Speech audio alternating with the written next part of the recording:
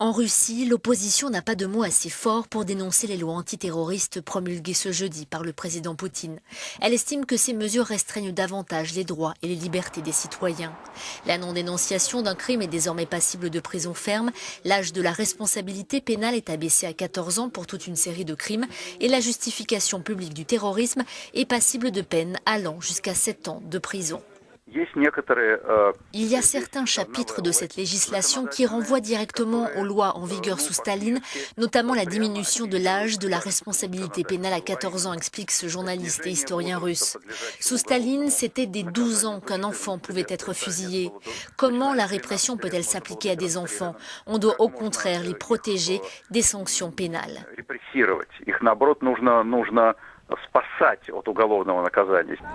Même Edward Snowden, l'ex-consultant du renseignement américain réfugié en Russie, juge que ces textes relèvent de la surveillance de masse.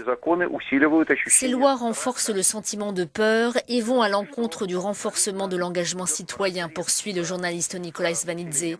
Soit l'engagement citoyen se renforce, soit la peur prend le dessus, c'est-à-dire que les gens perdent l'habitude de prendre position. Cette loi, malheureusement, n'a rien à voir avec le terrorisme ni la lutte contre le terrorisme.